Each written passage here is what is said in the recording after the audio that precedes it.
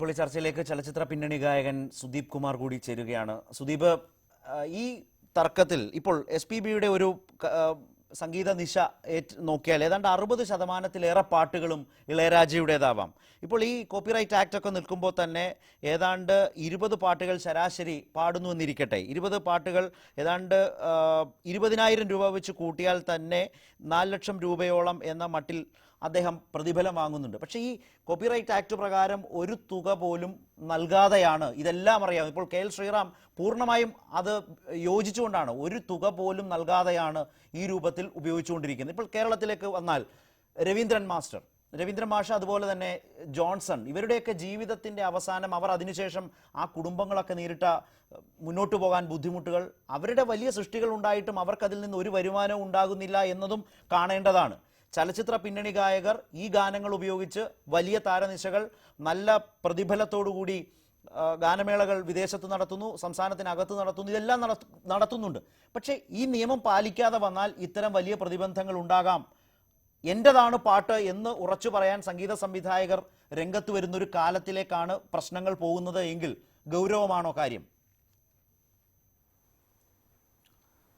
ഇപ്പോൾ ശരത്ത് പറഞ്ഞ പോലെ മരിച്ചുപോയ അനശ്വരരായ സംഗീത സംവിധായകരുടെ പാട്ടുകളൊക്കെ അവരെ മാത്രം അവരുടെ ഫോട്ടോ വെച്ചിട്ട് അവരുടെ പരിപാടികൾ എന്നുള്ള രീതി അവരുടെ പാട്ടുകൾ മാത്രം ഉൾപ്പെടുത്തിക്കൊണ്ടുള്ള പല പരിപാടികളും ലോകത്തെമ്പാടും നടക്കുന്നുണ്ട്. ഞാനും അങ്ങനെയുള്ള ഒരുപാട് പരിപാടികളിൽ പങ്കെടുക്കുന്നുണ്ട്, പാടുന്നുണ്ട്. പക്ഷേ ഈ പറഞ്ഞത് ശരിയാണ്, അവരുടെ കുടുംബത്തിനൊന്നും അതിൻ്റെ ബെനിഫിറ്റ് കിട്ടാറില്ല. പലപ്പോഴും അങ്ങനെ പരിപാടികൾ സംഘടിപ്പിക്കുന്നവരോട് ഞാൻ തന്നെ ആവശ്യപ്പെട്ടിട്ടുണ്ട്, ഒന്നെങ്കിൽ ആ കുടുംബത്തിൽ നിന്ന് ആരെങ്കിലും അവിടെ വിളിച്ചു വരുത്തി അവരെ ഒന്ന് അതിൻ്റെ ഒരു പങ്ക് അവർക്ക് കൂടെ കൊടുത്തു കഴിഞ്ഞാൽ അതിൻ്റെ ഒരു ഗുരുത്വം ഉണ്ടാവും. അപ്പോൾ അത് തീർച്ചയായിട്ടും വേണ്ടത് തന്നെയാണ്. അവരുടെ സൃഷ്ടികളാണ് നമ്മളെ. ഇപ്പം എന്നെ സംബന്ധിച്ച് പറയാം, ഞാൻ എൻ്റെതായ സിനിമാ പാട്ടുകളെക്കാൾ കൂടുതൽ വേദികളിൽ പാടുന്നത് മറ്റ് ദാസാറും ജയൻ സാറും ഇപ്പോൾ അവിടെ നമ്മുടെ കൂടെ ലൈവിലുള്ള വേണിച്ചേട്ടൻ ഉൾപ്പെടെയുള്ള പാട്ടുകാരുടെ പാട്ടുകൾ ഞാൻ വേദികളിൽ പാടാറുള്ള ആളാണ്. അപ്പോൾ അത് എല്ലാ സംഗീത സംവിധായകരുടെ പാട്ടുകളും പാടുന്നുണ്ട്. അപ്പോൾ അതൊക്കെ ഞങ്ങളൊക്കെ ലൈവിൽ നിന്ന് പിന്നീട് സിനിമയിൽ വന്നവരാണ്. ഗാനമേള പാടി പിന്നീട് അതിൽ നിന്ന് ഗാനമേളയിൽ നിന്ന് പിന്നെ റെക്കോർഡിങ് വന്ന് സിനിമയിൽ വന്നവരാണ്. അപ്പോൾ ഞങ്ങളെ സംബന്ധിച്ചെന്ന് പറഞ്ഞാൽ, എന്നെ പോലുള്ള പാട്ടുകാരെ സംബന്ധിച്ചെന്ന് വെച്ചാൽ ലൈവാണ് ജീവിതം. ഇപ്പോഴും വരുമാനം ഉള്ളത് ഏറ്റവും കൂടുതൽ സിനിമയിൽ നിന്നല്ല, ഇത്തരം പ്രോഗ്രാമിൽ നിന്നാണ്. അപ്പോൾ അങ്ങനെ പ്രോഗ്രാമിൽ നിന്ന് കിട്ടുന്ന വരുമാനത്തിൻ്റെ ഒരു പങ്ക് കൊടുക്കുന്നതിനകത്ത് എനിക്ക് യാതൊരു നിയമപരമായിട്ട് അങ്ങനെ ഉണ്ടെങ്കിൽ തീർച്ചയായിട്ടും കൊടുക്കണം. ശ്രീറാമേട്ടൻ്റെ അഭിപ്രായത്തോട് ഞാൻ യോജിക്കുന്നു. അത് അങ്ങനെ തന്നെ ചെയ്യണം. അത് നിയമമാണ്. ആ നിയമത്തിന്റെ സാധ്യത എങ്ങനെയാണെന്നുള്ളതനുസരിച്ച് മുന്നോട്ട് പോവുക തന്നെ വേണം. പക്ഷേ നേരത്തെ ശ്രീ ജി വേണുഗോപാൽ അത് അംഗീകരിക്കുമ്പോൾ തന്നെ ഗായകന്റെ ക്രിയേറ്റീവായിട്ടുള്ള റൈറ്റ്, അവൻ ഈ ക്രിയേറ്ററാണ്, പെർഫോമർ എന്ന നിലയിൽ ഗായകനും അതിന്റെ പങ്കാളിയാണ്. ആ നിലയിലേക്ക് നിയമം മാറി വരുന്നതിനെ കുറിച്ച് സൂചിപ്പിച്ചു. ഗായകൻ അങ്ങനെ മാറ്റി നിർത്തപ്പെടേണ്ട ആളാണ്. ഇപ്പോൾ ഫലത്തിൽ നോക്കുമ്പോൾ അങ്ങനെയല്ലേ? SPB എന്ന മഹാഗായകൻ പോലും എൻ്റെ പാട്ട് എന്ന നിലയിൽ ഇളയരാജ പാട്ടിനെ കാണുമ്പോൾ അതിന് പടിക്ക് പുറത്ത് നിൽക്കുന്ന ആളെ പോലെയാണ്. പക്ഷേ SPBയും കാണുന്നത് എൻ്റെ കൂടി പാട്ട് എന്ന നിലയ്ക്കല്ലേ? അപ്പോൾ ഗായകന്റെ അവകാശവും ഗായകന്റെ റോളും പ്രധാനമാണോ ഈ നിയമത്തിനുള്ളിൽ പരിഗണിക്കുമ്പോൾ? സുപ്രീം കോടതിയുടെ പുതിയ ഈ കോപ്പിറൈറ്റ് ആക്ടിന്റെ അമെന്റ്മെന്റ് ശ്രീ വേണുഗോപാൽ താങ്കളിലേക്ക് വരാം. ശ്രീ സുദീപിനോടാണ്. സുദീപ്, സുപ്രീം കോടതിയുടെ പുതിയ ഈ കോപ്പിറൈറ്റ് ആക്ടിന്റെ അമെന്റ്മെന്റ് പ്രകാരം ഗായകനും കൂടി ഈ പാട്ടിന്റെ അവകാശം സംബന്ധിച്ചുള്ള ഒരു നിയമം വന്നിട്ടുണ്ട്. അത് വന്നു കഴിഞ്ഞിട്ടുണ്ട്. ബൗദ്ധികമായ സ്വത്തവകാശം അവർക്കും കൂടെ കൊടുക്കാനായിട്ടുള്ള തീരുമാനമായി കഴിഞ്ഞു. അത് പിരിച്ചെടുക്കാനുള്ള സൊസൈറ്റി വന്നു കഴിഞ്ഞു. ISRA, Indian. നേരത്തെ ശ്രീ വേണുഗോപാൽ താങ്കൾ സൂചിപ്പിച്ചു, അതായത് ശ്രീ വേണുഗോപാൽ അങ്ങനെയാണെങ്കിൽ വലിയ തെറ്റായ ഒരു നിയമപരമായി നിലനിൽക്കാത്തൊരു നടപടിക്കാണ് ഇളയരാജ പോയതെന്നുള്ളത് വ്യക്തമല്ലേ? ഗായകന്റെ അവകാശം കൂടി നിഷേധിക്കുന്ന നിലയിൽ ഏകപക്ഷീയമായി ഈ ഗാനങ്ങൾ എന്റേതാണ് എന്ന് പറയുന്നൊരു വാദമല്ലേ ഇളയരാജ അങ്ങനെയാണെങ്കിൽ സ്വീകരിച്ചത്? ശ്രീ വേണുഗോപാൽ, ഇതില് നമ്മൾ ഒരു കാര്യം ദയവായി ഇതിനകത്ത് മനസ്സിലാക്കേണ്ടത്, ഇന്ത്യൻ സിനിമയിൽ മാത്രം നിലനിൽക്കുന്ന ഒരു പ്രതിഭാസമാണ് സിനിമാ ഗാനങ്ങൾ എന്ന് പറയുന്നത്. ശരിക്ക് സിനിമയുടെ സംഗീതം എന്താണ്? റീൽ ടു റീൽ നിറഞ്ഞു നിൽക്കുന്ന അതിൻ്റെ ബാക്ക്ഗ്രൗണ്ട് സ്കോറാണ്, റീ റെക്കോർഡിംഗ് ആണ്. പക്ഷേ നമ്മളിവിടെ പാട്ടുകളുണ്ടായി, പാട്ടുകളുടെ ഭാഗമായിട്ട് ഗായകരുണ്ടായി, സംഗീത സംവിധായകരുണ്ടായി, ലിറിസിസ്റ്റ്സ് ഉണ്ടായി. ഇപ്പം നമ്മൾ ഇവരൊക്കെയാണ് ഇപ്പം ഈ ഒരു ശരിക്ക് ഈ ആർഗ്യുമെന്റ്സും ഈ ഒരു വിവാദവും എല്ലാം ശരിക്ക് യഥാർത്ഥ സംഗീതം എന്ന് പറയുന്ന സിനിമയിലെ ഗാനങ്ങളാണ് എന്നുള്ള ഒരു ഇതിലേക്ക് കൊണ്ടുവന്നെത്തിക്കണം. അല്ല, സിനിമയുടെ യഥാർത്ഥ സംഗീതം എന്ന് പറയുന്നത് അതിന്റെ റീൽ ടു റീൽ വരുന്ന, അതിന്റെ മൂഡ് ഡിസൈഡ് ചെയ്യുന്ന സംഗീതമാണ് ശരിക്കും യഥാർത്ഥ സംഗീതം എന്ന് പറയുന്നത്. പക്ഷേ കാലാകാലങ്ങളായിട്ട് നമ്മൾ പാട്ടുകാരെ എടുത്തു നോക്കൂ, എപ്പിക് ആയിട്ടുള്ള പ്രൊപ്പോർഷൻസിലുള്ള പാട്ടുകാരല്ലേ. നമ്മൾ CH ആത്മ, തലത് മെഹമ്മൂദ്, സൈഗള്, മന്നാടി, മുകേഷ്, മുഹമ്മദ് റാഫി, അതുപോലെ ഇങ്ങോട്ടേക്ക് ദാസേട്ടൻ, SPB. അപ്പോൾ ആൾക്കാരെ കൽപ്പിച്ച് നൽകുന്ന ഒരു പരിവേഷം അവർക്കുണ്ട്, ഇവർക്കൊക്കെ കൊടുത്തിരിക്കുന്നത്. അതായത് ഈ പാട്ടുകാരുടെ ചിറകിലാണ് ഈ സംഗീത സംവിധായകരുടെ എല്ലാവരുടെയും ക്രിയേഷൻ ചിറകടിച്ച് ആകാശത്തിലേക്ക് ഉയർന്നിരിക്കുന്നത്. അതൊരു പക്ഷേ ഒരല്പം നീരസത്തോടെ ആണെങ്കിലും ഇവരൊക്കെ നോക്കി നിൽക്കേണ്ടി വന്നിട്ടുണ്ട്. അതിൻ്റെ ബെനിഫിറ്റ്സ് പലപ്പോഴും അവർക്ക് കിട്ടിയിട്ടില്ല.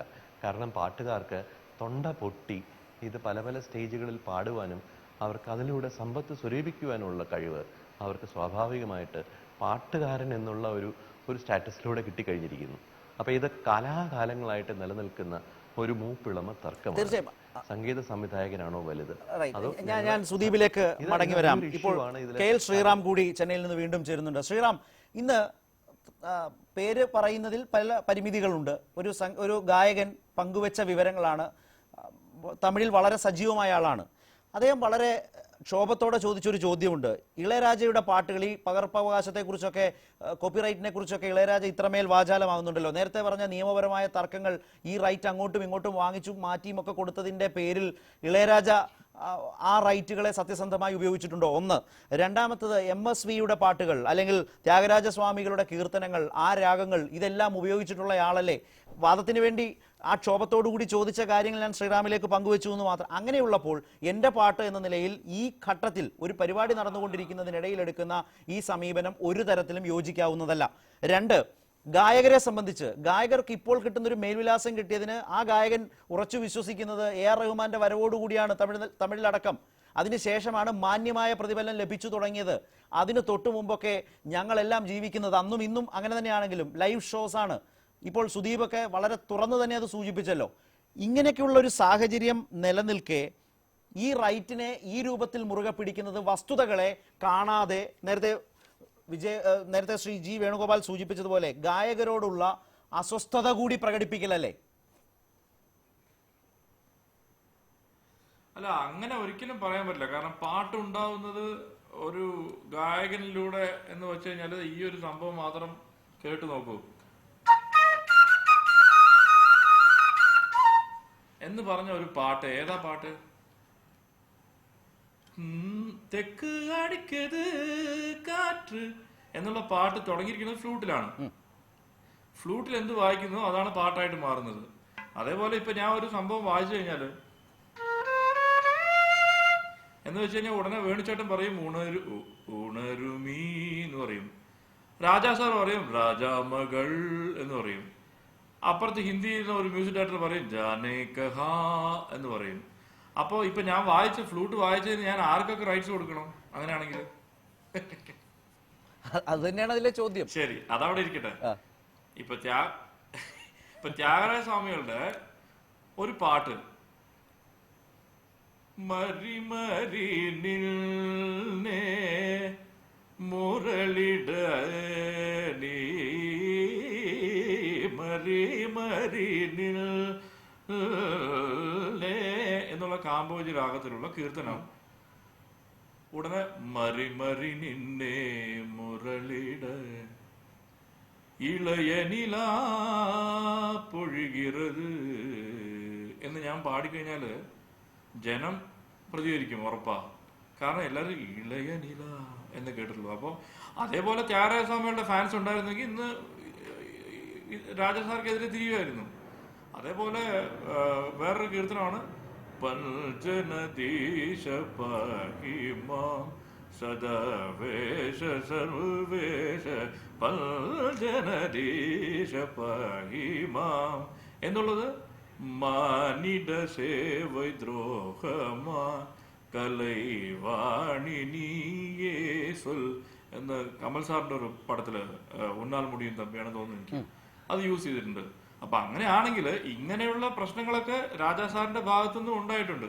പക്ഷെ എന്ന് വെച്ചിട്ട് ഇപ്പൊ ഒരു കംപ്ലൈന്റ് ഇദ്ദേഹം റൈസ് ചെയ്തെന്ന് വെച്ചാൽ അത് നിയമപരമായിട്ടാണ്. അന്ന് ഈ നിയമങ്ങളൊന്നും ഉണ്ടായിരുന്നുണ്ടാവില്ല ഒരുപക്ഷെ. ശ്രീറാം, അതുപോലും ശരിയായ വഴിക്കല്ല എന്നുള്ളൊരു പ്രശ്നം നിൽക്കുന്നു.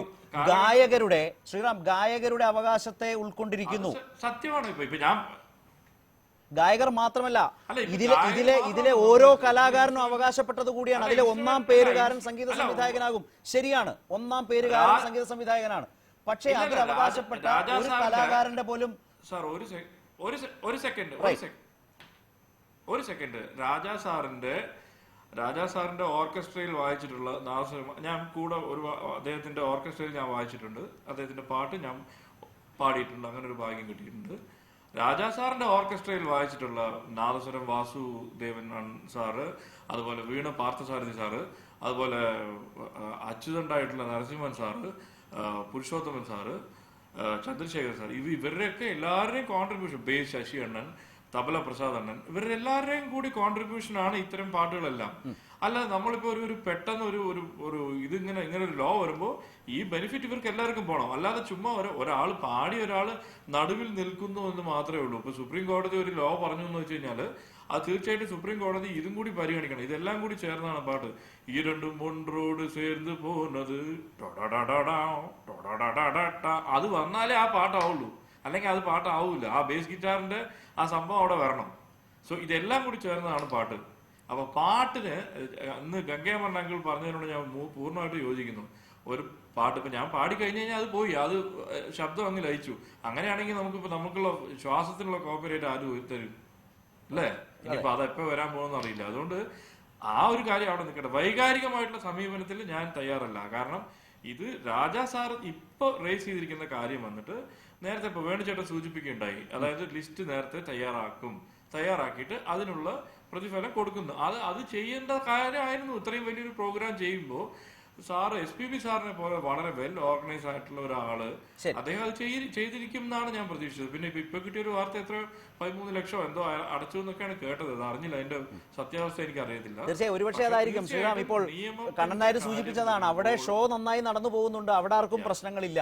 എല്ലാ കാര്യത്തിലും നമ്മുടെ നാട്ടിലാണല്ലോ വളരെ ഗൗരവമായ ആലോചനകൾ ഇതിലെല്ലാം നടന്നുകൊണ്ടിരിക്കുന്നത്. അത് നല്ലതുമാണ്, തെറ്റാണ്, മോശമാണ്. വൈകാരികമായിട്ട് ശ്രമിക്കുന്നതുകൊണ്ടാണത്. പക്ഷെ ശ്രീറാം, അതിൽ എനിക്ക് ചെറിയ വിയോജിപ്പുണ്ട്. കാരണം വളരെ ഗൗരവമായ വിഷയത്തിൽ ഇടപെട്ട അഭിപ്രായം പറഞ്ഞ ഈ ആളുകളുടെ കൂട്ടത്തിൽ ഒരാളാണല്ലോ ശ്രീറാം പറഞ്ഞതിൽ അതുണ്ട്. സുദീപ്, എന്റെ പാട്ട് എന്ന് പറഞ്ഞ് യഥാർത്ഥ ക്രിയേറ്റർ പോലും നിൽക്കാനാകാത്ത വണ്ണം വലിയൊരു കലാപരമായ കൂട്ടായ്മയാണ് സിനിമാ ഗാനം, അതിന്റെ പശ്ചാത്തല സംഗീതം.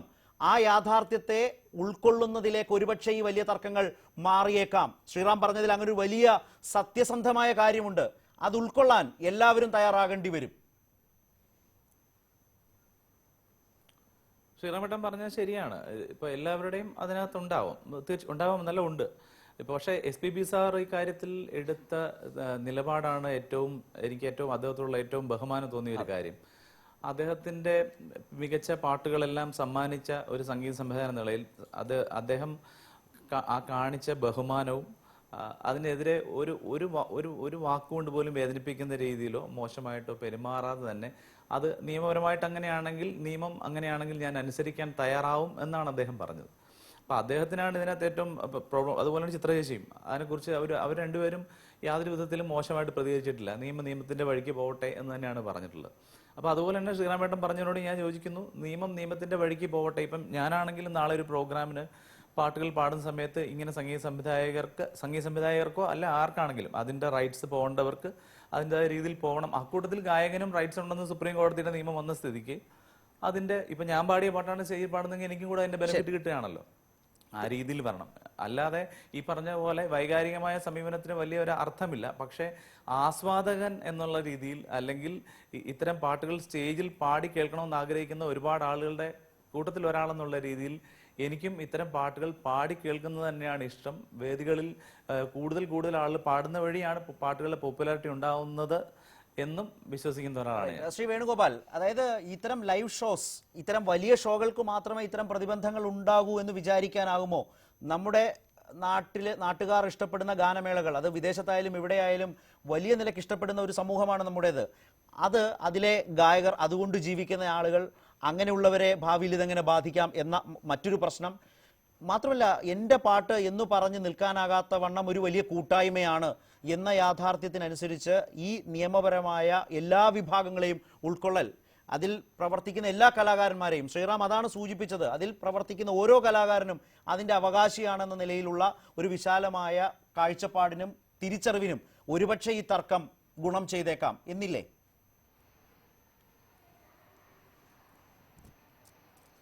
അതായത് സൃഷ്ടിപരമായ ഇതിൻ്റെ വേദന ഏറ്റവും കൂടുതൽ അനുഭവിക്കുന്നവർ തീർച്ചയായിട്ടും ആദ്യം ഇതിൻ്റെ എഴുത്തുകാരൻ, രണ്ട് ഇതിൻ്റെ സംഗീത സംവിധായകൻ, മൂന്നാമതേ പാട്ടുകാരൻ വരുന്നുള്ളൂ. അതാണ് മൂന്നാമത് ഒരു നിയമനിർമ്മാണത്തിലൂടെ സുധി പറഞ്ഞ പോലെ ഇതൊരു സുപ്രീം കോടതിയുടെ ഒരു വിധിയല്ല, അത് രാജ്യത്തെ നിയമനിർമ്മാണമാണത്. Law of the land, legal law of the land. അങ്ങനെയാണ് പാട്ടുകാരനെ ഇതിനകത്തേക്ക് കൊണ്ടുവരുന്നത്. തീർച്ചയായിട്ടും നാളെ ശ്രീറാം പറഞ്ഞ പോലെ ഇതിൻ്റെ അൺസങ് ഹീറോസ് ആയിട്ടുള്ള ഇതിൻ്റെ പിന്നണിയിൽ പ്രവർത്തിക്കുന്ന കീബോർഡ് ആർട്ടിസ്റ്റിനെയും ബാക്കി പിന്നണിയിൽ പ്രവർത്തിക്കുന്ന പല ഇൻസ്ട്രുമെന്റലിസ്റ്റും ഇതിന് ഇവർക്കും ഷെയർ ഉണ്ട് എന്നുള്ളൊരു നിലപാട് നാളെ എത്തിച്ചേർന്നേക്കാം. തീർച്ചയായിട്ടും അങ്ങനെ എത്തിച്ചേരണം എന്നുള്ളതാണ് എൻ്റെ ഒരു അഭിപ്രായം.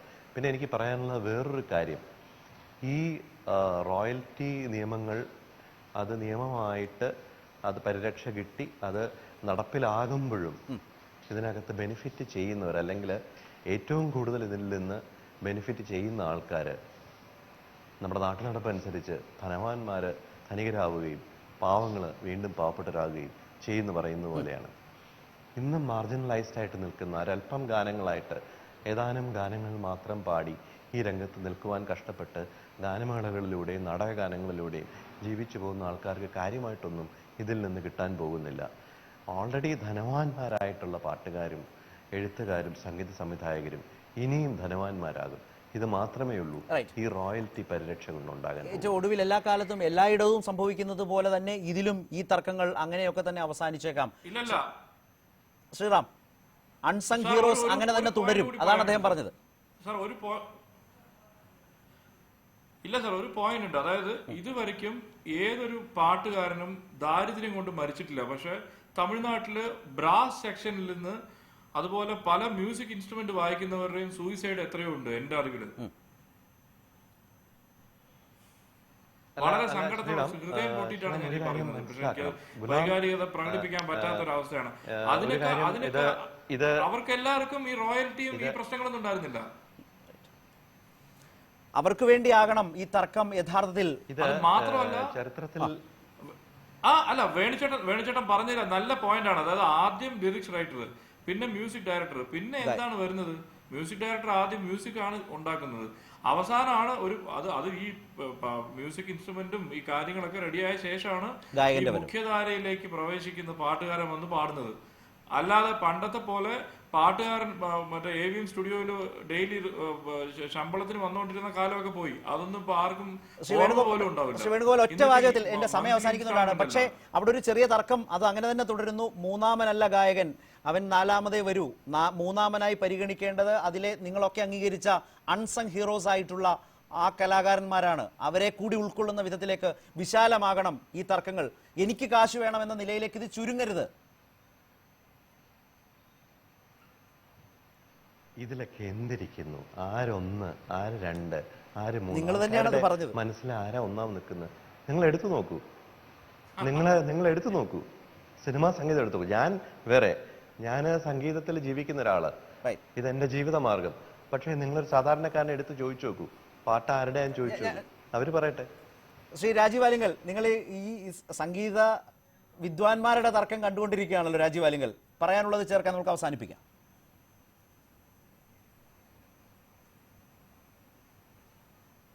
പാട്ടിന്റെ വരി മാറിയാൽ ആ പാട്ടല്ലാതാവും, പാട്ടിന്റെ സംഗീതം മാറിയാലും ആ പാട്ടല്ലാതാവും.